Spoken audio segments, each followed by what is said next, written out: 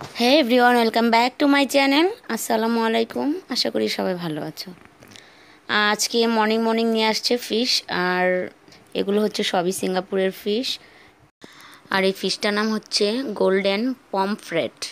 এই golden pomfret ফিশটা খেতে অনেক মজা, অনেকটা রূপচাঁদার মতো, বাট এটা রূপচাঁদা মাছ না। রূপচাঁদাই ডিফারেন্ট আর পমফ্রেটটাই হচ্ছে ডিফারেন্ট। আর যেটা ঢেলেছি এটা হচ্ছে আঙ্গুলি ফিশ।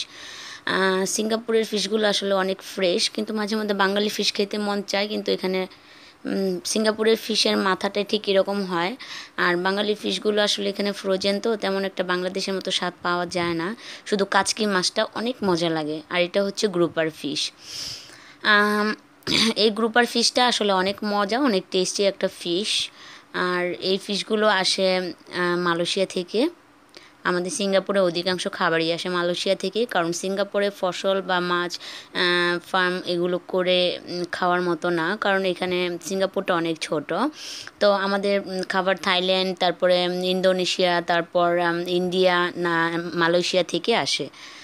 তো আমার ফিশগুলো আমি সুন্দর করে এভাবে রেখে দিব, আর যখন রান্না করব তখন ক্লিন করে রান্না করব, কারণ আজকে সময় নেই। অলরেডি 11টা বেজে গেছে। ব্রেকফাস্ট করে নিয়েছি, এখন দুপুরের জন্য প্রসেসিং করব কি রান্না করা যায়। তো এখানে নিয়েছি আঙ্গুলি ফিশ। আঙ্গুলি ফিশে দিয়েছি একটু হলুদ আর একটু লবণ দিয়ে আমি সুন্দর করে এটাকে একটু মিক্স করে নিচ্ছি, যেন সবগুলো মাছের ভিতরে যেন ভালো করে লবণ আর হলুদটা ভালোভাবে যায়। আমি এখন এগুলো সুন্দর করে ফ্রাই করে নেব। একটা ফ্রাই প্যানে তেল বসিয়ে দিয়েছি, তেলটা গরম হলে আমি ফ্রাই প্যানে মাছগুলো দিয়ে দিব। ঘুম থেকে উঠে আজকে মনটা খারাপ, নিউজ দেখেছি, তোমরা বুঝতেই পারছো কেন। আর সেটা হচ্ছে যে সিঙ্গাপুরের একটা ছেলে 20 বছর বয়স, আর্মি ট্রেনিং দিতে গিয়ে সে পড়ে গিয়ে মারা গেছে।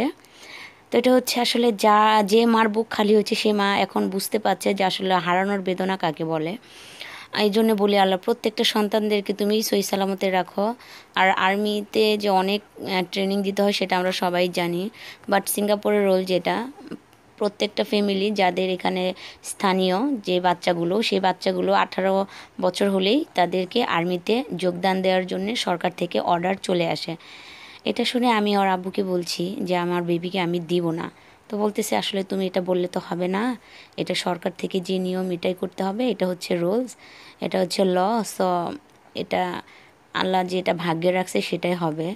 তারপরও তো মার মন, তোমরা তো বুঝতে পারছো, যারা মা, আমরা আগে বুঝতাম না, এখন মা হয়েছে আসলে বুঝি যা সন্তান কী জিনিস।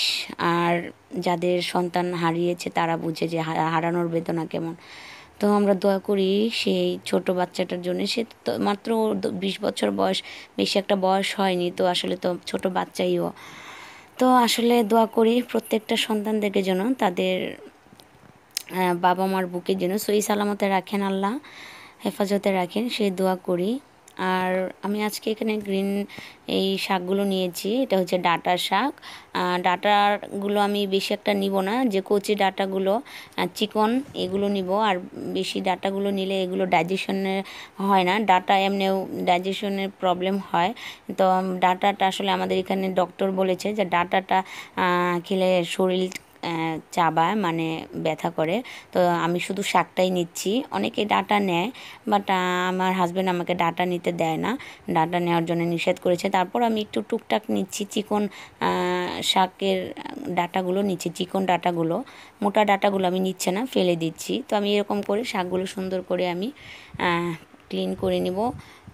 আর শাকগুলো এইভাবে বড় করে নেওয়ার মানে হচ্ছে যে বড় করে নিয়ে আমি ধুয়ে তারপর আমি সুন্দর করে একটু হালকা কেটে নিব, কেটে তারপর আমি ফাঁপে দিব শাকটা।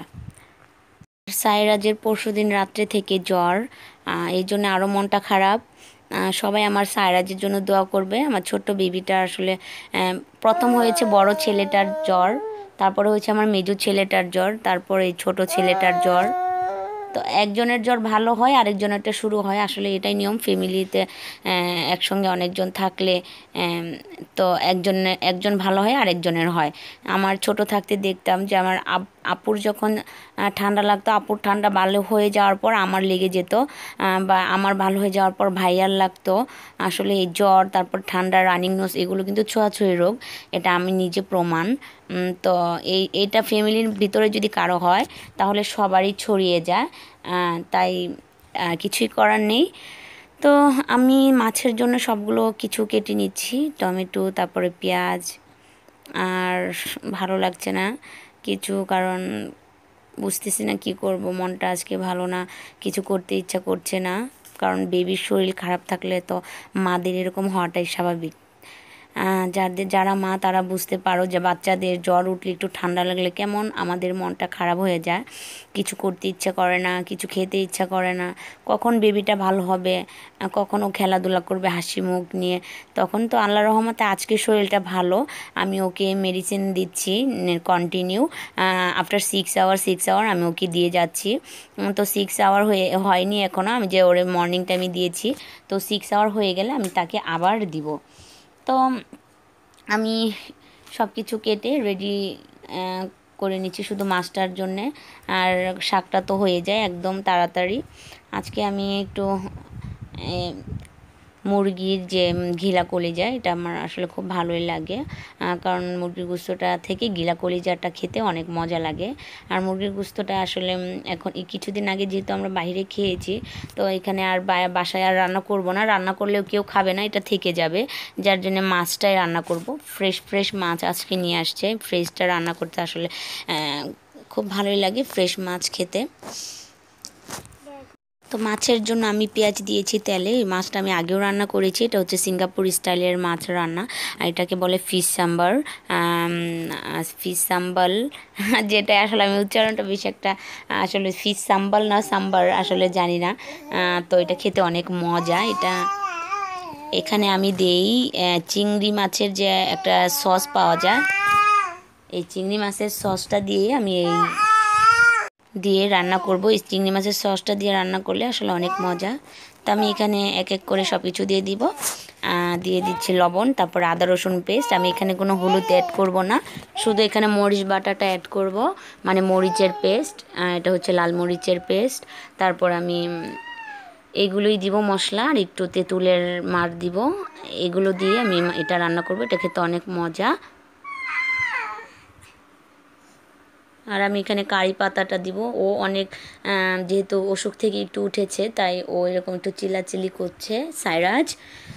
তো এভাবে আমি মাছটা রান্না করে নিব, আর মশলাটাকে একটু ভালো করে ভুনে নিব। আর এই মাছের মধ্যে আদা রসুনটা দিয়েছি, এটা একটু ভালো করে ভাজা করে ভুনে নিলেই এটার টেস্টটা একটু বেড়ে যায়। আর কারি পাতাটা না থাকলে ধনে পাতাটাও দেওয়া যায়, বাট আমার শাশুড়ি মা কারি পাতা আর ধনে পাতা দুটোটা একসঙ্গেই দেয়, আরও বেশি টেস্ট হয়, খুব মজা লাগে এটা খেতে। তো যাই হোক, রান্নাটা করে নিই, তোমরা পাশে থাকো, রান্নাটা শেষ করি। আর আমার মনটা কয়েকদিন ধরে ভালো না, এত কষ্ট করে আসলে ভিডিও বানাই বাচ্চা নিয়ে, আসলে তেমন একটা ভিউ হচ্ছে না আমার। সবাই আমার জন্য দোয়া করবে, বেশি বেশি করে আমার ভিডিওগুলো তোমরা শেয়ার করবে। আমার যে ভিউরা আছো আমার প্রিয়, তোমাদের জন্য সবসময় আমার অন্তরস্থল থেকে অনেক অনেক ভালোবাসা। তো মাছগুলো দিয়ে দিয়েছি, মাছগুলো দিয়ে আমি সুন্দর করে হালকা পাতলা একটু হালকা হাতে নেড়ে দিচ্ছি, দিয়ে তারপর এখানে হালকা একটু পানি দিব, যেন একটু থকথকা থাকে, কারণ একদম শুকনো আর আবু খেতে চায় না, যার জন্যে আমি একটু পানি অ্যাড করবো। আর এটা খেতে অনেক মজা। তো যেটা বলছিলাম যে তোমরা বেশি বেশি করে আমার ভিডিওগুলো শেয়ার করবে তোমার ফ্রেন্ডস অ্যান্ড ফ্যামিলিদের সঙ্গে। আর মাছটা আমার প্রায় হয়ে গেছে, আমি আর 2-3 মিনিটের মধ্যে নামিয়ে নিব। তো আর যেটা বলতে চাচ্ছিলাম সেটা হচ্ছে যে আমি এখন থেকে প্রতিদিন ভিডিও আসলে দিব না, কারণ বেবি নিয়ে একটু ডিফিকাল্ট হয়ে যায়। এখানে আমি নিয়েছি বনলেস ফিশ, এই মাছটা আসলে এখানে ফিশ অ্যান্ড চিপ বানায় এই রেস্টুরেন্টে। তো আমি এই ফিশটা নিয়ে আসছি, ওই দিন যে শপিংয়ে গিয়েছিলাম আসার সময় নিয়ে আসছি। তো এই ফিশটা আমি সুন্দর করে কেটে নিয়েছি, এটা দিয়ে আজকে আমি মাছ ভর্তা করব। তো আমি একটু হালকা হলুদ মিশিয়ে আমি এটা তেলে দিয়ে দিলাম, হলুদ আর একটু লবণ দিয়েছি, মিশিয়ে আমি সুন্দর করে মাখিয়ে আমি তেলে দিয়ে এটা মচমচা করে ভেজে নেব, যেভাবে আমরা টাকি মাছ ভর্তা করি সেভাবে একটু ভেজে নেব। তো আমার ভাজা হয়ে গেছে, আমি এই পর্যায়ে এখন দিয়ে দিব এখানে পেঁয়াজ, তারপর আমি এখানে অ্যাড করব মরিচ, আর যখন আমি ভর্তাটা মাখাবো তখন আমি এখানে নিব জিঞ্জার মানে আদা কুচি নিব। আর আমরা মাছে আদা কুচিটা খাই, আমরা মাছ ভর্তা আদা কুচি ছাড়া খেতে পারি না, আমাদের মাছ ভর্তার মধ্যে আদা কুচি দিতেই হবে, কারণ আদা কুচি না দিলে সেই মাছের ভর্তাটা পরিপূর্ণ হয় না। আমি এখানে শাক বাগার দিয়ে দিচ্ছি গোল্ডেন ব্রাউন করে পেঁয়াজটা আর রসুনটা। আর এই শাকটা খেতে অনেক মজা, আসলে শাক সবজি বলতেই মজা। আগে বুঝিনি ছোটো থাকতে, আম্মুর সঙ্গে সবসময় প্যান ঘ্যান ঘ্যান করতাম যে আসলে কেন এত শাক সবজি করো, কেন এত শাক সবজি রান্না করো, বাট এখন চোখেও দেখি না। তো যাই হোক, এগুলোই হচ্ছে আসলে সাফার করছে এখন, যে আসলে আম্মু এত সুন্দর করে রান্না করে দিত খেতাম না, আর এখন খাওয়ার জন্য এত পাগল হয়ে যায়। তো যাই হোক, আম্মু যা বলতো আমার ভালোর জন্যই বলতো, এখন বুঝি যে আম্মা আব্বুর কথাগুলো রাইট ছিল। তো আমার শাকটা হয়ে গেছে। আমাদের একটা সময় আছে যে সময়টা আসলে আমরা বুঝি না, মা বাবার কথাগুলো আমরা অ্যাভয়েড করি, বেশি একটা পাত্তা দেই না। তো এখানে আমি মশলাটাকে কষিয়ে নিলাম, আমি এখানে গিলা কলিজাটা রান্না করব। তো স্কুল লাইফ থেকে আম্মা আব্বু সবসময় বলতো যে এভাবে করো, এটা খাও, ওইটা খেলে ভালো হবে, মাথার ব্রেন ভালো হবে, ভালো করে পড়াশোনা করতে পারবে, তোমাদের এটা খাওয়া উচিত। আসলে তখন বিরক্ত বোধ করতাম যে আম্মা আব্বু কেন এত কথা বলে, বাট এখন বুঝি যে মা বাবা কী জিনিস, আর মা বাবা প্রত্যেকটা সন্তানের জন্য কতটা মূল্যবান, কতটা মানে রাখে। তো আমরা যাদের মা বাবা বেঁচে আছে আমরা চেষ্টা করব অবশ্যই মা বাবার পাশে থাকার, মা বাবাকে অনেক সেবা যত্ন করার। তো আমি এখানে পানি দিয়েছি একটু হালকা সিদ্ধ করে, তারপর আমি পানিটা শুকিয়ে যাওয়া পর্যন্ত নামিয়ে নেব, আর মাছ ভর্তাটা করব, আর আমার কিছু মনের কথা বলবো। যে মনের কথাগুলো হচ্ছে যে আমার স্কুল লাইফের যে কাহিনী সেটা বলছি তোমাদের সঙ্গে। তো মনের কথাটা হচ্ছে যে স্কুলে যখন যেতাম, মর্নিং টাইমে উঠে যেতাম, আম্মু ডাকতো যে কী ব্যাপার স্কুলে যাওয়ার আগে আম্মু ভুরে তুলে দিত যে একটু পড়ে নে। তো আমার প্রাইভেট টিউটর যে আমার ম্যাডাম ছিল, আমাকে বাসায় পড়াতে আসতো, মর্নিং টাইমেই আসতো পড়াতে, কারণ দেখা যায় যে বিকেল দিকে স্কুল থেকে আসার পর অনেক ক্লান্ত হয়ে যায়, তখন একটু রেস্ট নিতে হয়, যার জন্য আব্বু সকালেই ম্যাডামকে বলতো আসার জন্যে। তো আমার ম্যাডামরা অনেক অনেক ভালো ছিল, আমার ম্যাডামটা অনেক ভালো ছিল। তো মাছ ভর্তা করব, আর আমার স্কুল জীবনের কিছু কাহিনী আজকে বলবো অর্ধেক, বাকি অর্ধেকটা আমি আরেকটা ব্লগে বলবো। তো মর্নিং টাইম স্কুলে চলে যেতাম, গরমের দিন ছিল অনেক, তো আমরা দরখাস্ত করতাম আমাদের যে মেন ছিল, যে আমাদের হেডমাস্টার ছিল, তো আমাদের মর্নিং টাইমে যেন ক্লাসটা শুরু হয়, যেন রৌদ্রের জন্য অনেক সময় আমাদের কষ্ট হয় তার জন্য। তো আমরা আমার স্কুল ছিল 10টা থেকে শুরু হতো, তো আমি 9:30টার দিকে চলে যেতাম, আর 3:30টার দিকে চলে আসতাম। আসতে আসতে 4টা বেজে যেত অনেক সময়, কারণ আমি হেঁটে স্কুলে যাওয়া আসা করতাম, কখনোই রিক্সা ইউজ করতাম না, কারণ স্কুল থেকে আমার বাসায় হেঁটে যেতে 10-15 মিনিট লাগতো, আর রিক্সায় যেতে হয়তো বা 3-4 মিনিট লাগতো। তো হেঁটে যেতাম, কারণ প্রতিদিন রিক্সা দিয়ে যাওয়াটা আসলে এতটা ভালো না, যেহেতু হাঁটা শরীরের জন্য ভালো। তো হেঁটেই যেতাম, বান্ধবীদের সঙ্গে গল্প করতে করতে অনেক ভালো লাগতো। তো প্রথমে যেটা করতাম, আমাদের যে টিচার ছিল, হিন্দু ছিল, আমাদের যে গণিতের ম্যাডাম ছিল, নাম ছিল ডলিদি। তো আমাদের প্রথমে বাড়ির কাজগুলো দিতে হতো, হোমওয়ার্ক। তো হোমওয়ার্কগুলো আসলে অনেক সময় করতাম না, যখন করতাম না তখন আসলে পিটুনি খেতাম। কি করব, এই ম্যাডাম অনেক অনেক ছিল, রাগী ছিল। তো এই ম্যাডাম অনেক ভালোও ছিল, যারা ভালো স্টুডেন্ট। তা আমি অবশ্যই 10-এর ভিতরে ছিলাম, বাট এত খারাপ না স্টুডেন্ট হিসাবে, কিন্তু 10-এর উপরে না, আমি 10-এর ভিতরে ছিল আমার রোল নাম্বার, বাট আমি বলবো না। তো আমি গণিতে খুব ভালো ছিলাম, বীজগণিত আমার খুব ফেভারিট একটা সাবজেক্ট ছিল, বাট পাটিগণিত আমার মাথা দিয়ে ঢুকতোই না একদম। পাটিগণিত আমার জন্য অনেক অনেক কঠিন মনে হতো। আর অনেক অনেক মজা হতো যখন বার্ষিক ক্রীড়া প্রতিযোগিতা হতো, তখন আমি অবশ্যই অংশগ্রহণ করতাম। সবার আগে তো আমি লাফিয়ে উঠতাম যখন ক্লাসে টিচার আসতো যে কে কে নাম দিবে। তো আমি সবসময় মার্বল আর চামিচে নাম দিতাম, মার্বল আর চামিচ খেলাতে নাম দিতাম। আমি ফার্স্ট হয়েছি। আমি যখন দেশে যাব আমি তোমাদেরকে দেখাবো যে আমার লাইফের কতগুলো পুরস্কার আমি পেয়েছি। অনেক দিক দিয়ে আমি পারফেক্ট ছিলাম, যেমন আমি খেলাধুলার দিক দিয়েও আমি খুব ভালো করতাম। আমাদের স্কুল থেকে যখন 26শে মার্চ 16 ডিসেম্বরে যখন অনুষ্ঠানগুলো হতো স্টেডিয়ামে, তখন আমাদের ডিসপ্লে দল থেকে আমি যেতাম।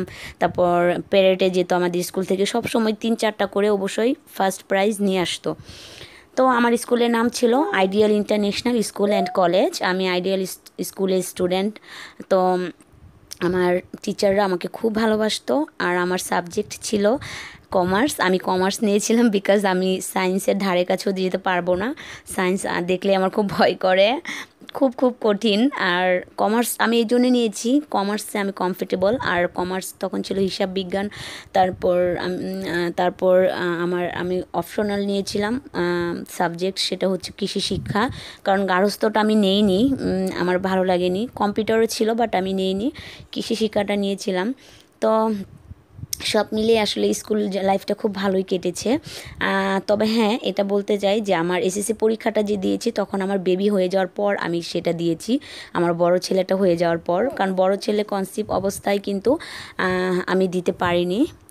তারপর স্কুল লাইফে অনেক মজা করতাম। তারপর টিচাররা খুব আদর করতো। এই তো স্কুল লাইফের কথা আসলে ভোলা যায় না।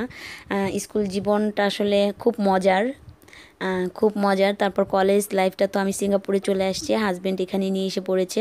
সেকেন্ডারি স্কুল অ্যান্ড কলেজ আমার বাসার পাশেই, আমি এখানে কলেজে ভর্তি হয়েছিলাম এসে। তারপর বাকি পড়াশোনাটা এখানে আমি করেছি। করে তারপর আমি বিবিএটা কমপ্লিট করেছি। আমার সাবজেক্ট ছিল মার্কেটিং। তো আমার হাজব্যান্ডের ইচ্ছাতেই আমার পড়াশোনাটা কমপ্লিট হয়েছে। কারণ আসলে হাজব্যান্ডের ইচ্ছা না থাকলে কিন্তু কিছু হয় না। দাম্পত্য জীবনে হাজব্যান্ড ওয়াইফ যদি এক না হয় তাদের মতামত, তাহলে কিন্তু সেই দাম্পত্য জীবনটা কিন্তু সুখের হয় না বা শান্তির হয় না। তো আমার হাজব্যান্ড আমাকে অনেক বুঝে, আমিও তাকে বুঝি। তো এই মিলে আমাদের জীবন চলছে। তো তো আসলে অনেকেই পড়াশোনা করলে যে সুন্দর করে কথা বলতে পারবে, আসলে কিন্তু তা নয়। আমার মাঝে মধ্যে আমার আঞ্চলিক ভাষাটা চলে আসে। তো ইউটিভি লাইফে আমি নতুন, পুরোপুরি নতুন। আসলে আমি এইভাবে কখনোই কথা বলিনি। তো আমার অনেক সময় কষ্ট হয়। তো আস্তে আস্তে ঠিক হয়ে যাবে, কারণ এই ইউটিভি লাইফে আমার ফার্স্ট, আমার ফ্যামিলি থেকে বা আমার বংশ থেকে আমি ফার্স্ট করছি ওটিভিটা। তো অনেকেই আসলে জানেন, আমার আত্মীয় স্বজনের মধ্যে আমার বড় বোন এখন পর্যন্ত জানে না যে আমি ইউটিভি লাইফে এখানে আমি ভিডিও করি। তো যাই হোক, আমার ভিডিও শেষ পর্যায়ে চলে এসেছি। অন্য সময় আরও কথা হবে। ভালো থেকো সবাই।